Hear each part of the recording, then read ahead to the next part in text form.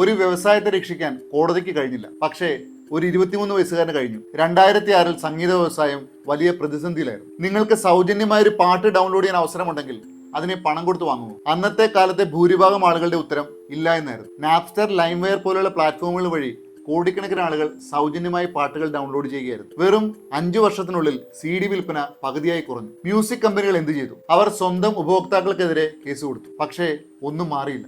കാരണം ആളുകൾ തെറ്റ് ചെയ്യാൻ ആഗ്രഹിച്ചുകൊണ്ടല്ല, അവർക്ക് ഏറ്റവും എളുപ്പവഴി അതായിരുന്നു. അപ്പോഴാണ് വെറും 23 വയസ്സുള്ള ഒരു പ്രോഗ്രാമർ ഒരു വ്യത്യസ്തമായ ചോദ്യം ചോദിച്ചത്. അദ്ദേഹത്തിന്റെ പേര് ഡാനിയൽ ലേക്ക്.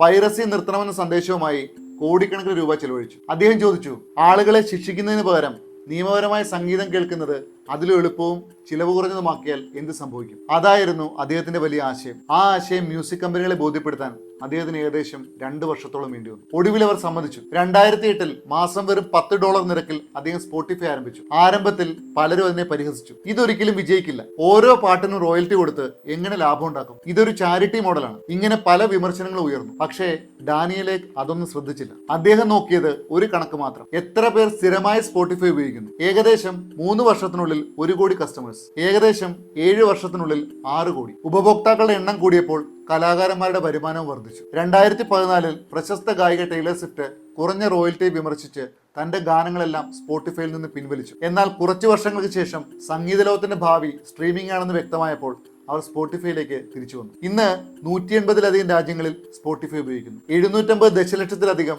സജീവ ഉപഭോക്താക്കൾ. ഒരു കാലത്ത് തകർച്ചയുടെ വക്കിലായിരുന്ന സംഗീത വ്യവസായം ഇന്ന് ഏറ്റവും കൂടുതൽ വരുമാനങ്ങളിലൊന്നും നേടുന്ന മേഖലയായി മാറിയിരിക്കുന്നു. ഇവിടെ ശ്രദ്ധിക്കേണ്ട ഏറ്റവും വലിയ കാര്യം എന്താണെന്ന് അറിയാമോ? പൈറസി അവസാനിപ്പിച്ചത് കേസുകളുമല്ല, ശിക്ഷകളുമല്ല, ഭീഷണികളുമല്ല. ശരിയായ വഴി തെറ്റായ വഴിയേക്കാൾ എളുപ്പമാക്കിയ ഒരു ആശയമായിരുന്നു. ഇത് സംഗീത വ്യവസായത്തിന്റെ കഥ മാത്രമല്ല, നമ്മുടെ ജീവിതത്തിലും ബിസിനസ്സിലും സ്ഥാപനത്തിലും കുടുംബത്തിലും ഒരുപോലെ ബാധകമായ ഒരു സത്യമാണ്. ആളുകളെ നിരന്തരം കുറ്റപ്പെടുത്തിയും ശിക്ഷിച്ചും മാറ്റാൻ ശ്രമിക്കുന്നതിന് പകരം ശരിയായ കാര്യങ്ങൾ ചെയ്യുന്നത് എളുപ്പമാക്കും. കാരണം മനുഷ്യൻ എല്ലായ്പ്പോഴും തിരഞ്ഞെടുക്കുന്നത് ഏറ്റവും എളുപ്പമുള്ള വഴിയാണ്. അതുകൊണ്ട് തെറ്റായ വഴിയെ തടയാൻ ശ്രമിക്കരുത്, ശരിയായ വഴിയെ അതിനേക്കാൾ എളുപ്പമാക്കും. അതാണ് സ്ഥിരമായ മാറ്റത്തിന്റെ യഥാർത്ഥ രഹസ്യം. നിങ്ങൾക്ക് ഈ വീഡിയോ ഇഷ്ടമായെങ്കിൽ സ്പോട്ടിഫൈ എന്ന് കമന്റ് ചെയ്യുക. എല്ലാവർക്കും ശുഭദിനം. Thank you so much.